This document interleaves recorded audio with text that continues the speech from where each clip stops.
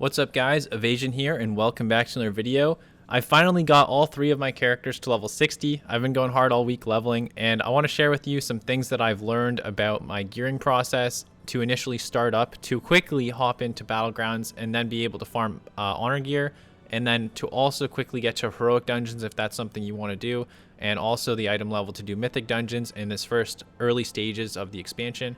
I'm going to talk about my Soulbind tree kind of too, for my rogue and for my warlocks very quickly, very briefly, because we don't have access to very much right now, but it's also changing my decision on how I'm going to progress in the early stages of the game. And I will make other videos in the future updating you guys on the process of what's going to change throughout the weeks, of course. I'm going to go over things that you don't want to miss for this first weekly reset. The things you need to do in the current state of the expansion is really low compared to previous versions of the game. I'm very happy for it, and it's part of the main reason I decided to level 3 characters right off the bat. But anyway, let's hop straight into the video, guys. Alright, so before we get started, basically, if you haven't leveled your character yet, what I really recommend doing is grabbing professions as soon as you get to Oribos. Basically, all of the professions are located in the Hall of Shapes, right in this area right here. And right here on the map, you have access to an auctioneer if you are an engineer. For me, I am actually engineer and jewel crafting on this character, but I recommend leveling with skinning and leatherworking because you can potentially gain an entire set of 150 gear just by leveling your character if you're actively skinning and looting the leather off of everything you kill. And also it goes for Warlock, like if you're playing with tailoring, the cloth that you will get will be enough to almost fully level the profession without even buying any extra. The leatherworking profession trainer is right here in the Hall of Shapes, and the tailoring is across the way over here. And this is what I did to get my characters to 140 plus overall item level very easily. I think I probably spent an extra couple thousand gold on each one, but honestly you get way more than that from just leveling your character. So in the end, with selling back things that I didn't need, I actually made money. So prices will vary, of course, as the expansion goes on, and a lot of that stuff will get even cheaper. But that's the first step. So basically, to show you guys the gear you're going to be looking for, you get to craft this shade-bound gear. You can make a full set of this stuff. I have been gearing crit verse actually because of PvE purposes, but it actually seems to perform pretty well in PvP, so I want to do more testing. Mastery versatility will still likely end up being the main stat priority we go for as a subtlety rogue in PvP, but I have been enjoying crit verse. It does seem to work quite well, and I mean it makes your trinket hit harder. If you have this trinket still, it's still crushing people. And jewel crafting can also make a versatile, you can get, say, versatility mastery. So big mastery, small versatility on the ring, and big versatility, small mastery, say if you wanted instead of crit. And these items will always have guaranteed gem sockets, same with the necklace. So these are great starter items before hopping into PvP. I think buying the ring and the necklace probably only set me back like 2,000 gold, and the prices are going to continue to drop as more and more people make them and keep farming mats, so be on the lookout for that. If you're not already 60, chances are prices are going to be even lower when you get there, so that's pretty cool. Hopping into the next thing, so after you get full crafted gear, you're going to be around, say, 140, 145 item level. You're going to be able to start queuing Battlegrounds. Alright, so just south of that same pathway, we have the PvP vendors. They're located right here. And there's going to be a quest from this guy when I believe you might be able to have access to this before 60.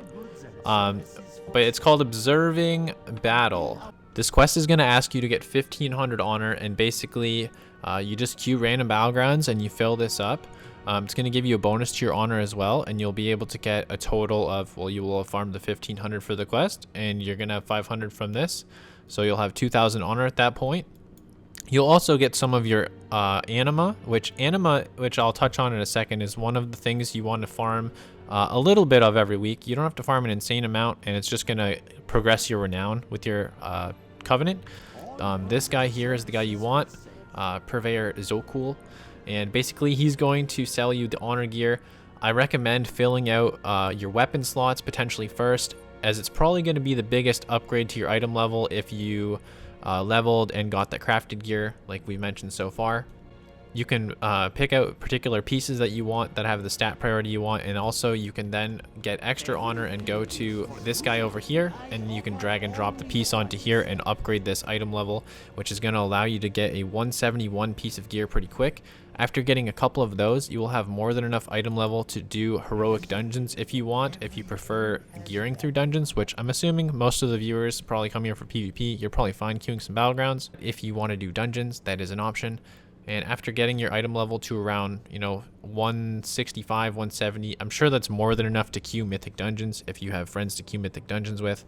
I haven't actually explored the LFG quite yet, but I'm sure there's some people looking for unrealistic, gear progress already to join their parties, which is something that definitely happens. So honestly, I would recommend just getting the honor gear and trying to get your item level to around 170 if you're trying to stay ahead of the farm, because as the system progresses, what you can do is, even though we can only go to 171 honor gear so far because it is capped on renown, we won't be able to upgrade this until you get to level 7 renown, which this week level 3 is the max that you can get. Through completing the first chapter of your Covenant campaign, you will get 1 renown for this week, which will allow you to get to 2, and the way to get to 3 is by doing this quest real quick. So yeah, there's my character list while we're switching over. All 3 of them are level 60. My rogue has already completed the quest, so here we are, my warlock. I still need to do this. You'll get a quest called Replenish the Reservoir, and you will get this from a various spot in your class hall depending on which class you are. You're going to get this, I believe, from the guy that you actually talk to open the renown progress. So if you're Necrolord, for example, it'll be this person over here, this Arcadia Moa person. So in short, this week, renown 3 is the cap. Next week, you'll be able to gain 3 in 1 week, which will allow you to get to 6. And basically, there'll be an additional source from the Maw right here where you spawn at Venari's Refuge. Basically, yeah, you just want to complete this weekly quest and you'll get your 3rd renown source. This method starts next week and is not currently available. So in quick recap, you want to get your renown sources from the 1000 Replenish the Reservoir Anima quest, as well as completing your campaign up to 2 out of 9, I believe, is when you get it. And you also want to do, it's through the same campaign, you want to do your campaign is basically what we're saying here. You'll get access to Torghast. My rogue already has access. I need to actually complete this on both my warlocks. And you need to complete the first 3 floors of Torghast. Very quickly, I'll show you guys for Torghast. After you unlock it, you're going to come up here. This is the map once you enter Torghast. The quest is going to teach you how to get there too, so don't worry about that. You want to go into this left portal, and you need to complete layers 1, 2, and 3 this week. And after you do this, that's going to give you some of your soul ash. But after you do that, so you have this quest, Ashes in the Tower. You're going to get this. It's going to be, you'll get it while you're doing this quest line. You're going to come over here to this other side, and you want to clear floor 3 again. And that's you're going to spam that. I actually don't know how many runs it requires, but it's looking like if I get 305, I'm going to get, pretty much if you do this, you're going to be able to finish this quest. And this is the maximum amount of soul ash you can get every week. And you want this because that is going to be used when we're crafting legendaries in the upcoming weeks. Yeah, that's pretty much all there is to say about that. In a quick review, basically you want to get your renown to 3 this week through doing the aforementioned methods. And you also want to complete your 1000 Anima quest. That's one of your renown sources. And this 1250 Soul Ash quest. Other than that, you're just farming honor, gearing your character, and having a good time. And yeah, we're going to talk about Soulbinds real quick and wrap up the video. So yeah, that's pretty much all there is to talk about weekly tasks and how I've started gearing my character. I'm just going to quickly talk about my Soulbind tree for my rogue, which probably more people are interested in. If I was going to actually go down this Pelagos tree, and I had everything unlocked, I would honestly probably go down the right side and get this finesse conduit in order to get File of Patience, because this makes your file heal like a lot over the course of 10 seconds, and it's definitely really good. But for now, since we want this potency conduit really bad, the reason we want this is because it's going to allow you to blow people up in PvP with Echoing Reprimand. It's going to allow it to hit 50% harder. You'd be insane not to go for this. This focusing mantra thing really isn't that useful in PvP, so I wouldn't worry too much about this. We just want this slot for now. When we get further into the tree for PvP, we can go down definitely a different way and pick up the potency conduit here for echoing reprimand, as the other ones aren't really that insane for damage increase. I don't have very many unlocked actually for subtlety yet. I haven't been farming since I just finished leveling my characters. I'm going to be farming those out soon, but they're not very important as far as PvP goes. It'll be nice to have two, don't get me wrong, but you want to focus more on getting this really crazy defensive stuff, if you are, of course, playing this Pelagos tree. Next, I'm going to talk about my Warlocks real quick, and then we're going to wrap up the video. So on my Alliance Human Warlock, I decided to go with Naya. And the reason why is because I think Night Fae is really good. Having access to Soul Shape as a Warlock is really insane. It can literally make or break some matchups. If you have a gateway and a portal, you know, you take your gate or something and you get like leaped to by a warrior and you port back and he still has charge but you needed to get away. If you have Curse of Exhaustion on that warrior and you use your Fox to get the extra blink, or whichever animal you choose, you can actually change it, which is pretty cool. You're gone. He's not touching you. He's slowed. He has no mobility to get back to you. It totally just broke the matchup, and you're going to kill that guy pretty easily. It pairs better with all three specs, too. If you're playing multiple specs on your Warlock, consider playing Night Fae if you don't mind being Night Fae. I actually love it, but I know a lot of people seem to be negative about Night Fae, and that's too fucking bad for you. But anyway... yeah, so in addition to playing this on my Orc Warlock, I'm actually playing Necrolord because I think that having access to ultimate form as a Warlock is eventually going to be really fun. So yeah, here we are on my Warlock. We got Plague Divisor, Amaryllis here so far, and this tree is actually pretty crazy because you're going to get some defensive things along the way.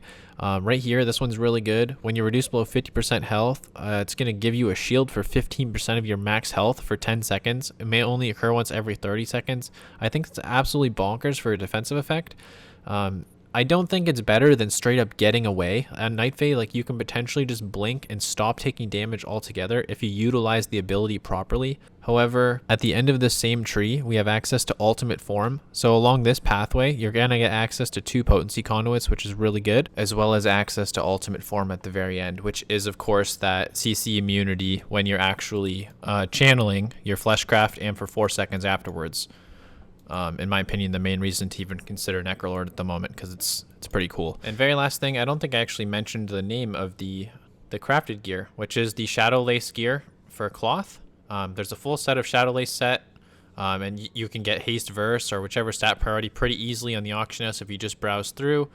And yeah, I mean, crafting them is obviously a good alternative, but if you're just after a very specific stat priority, instead of crafting a million pieces, you may just want to consider, if you're short on cash, selling a few crafted ones of random stat priority because people are just looking to get into higher item level gear, and then buying the ones you want is a method I've been doing.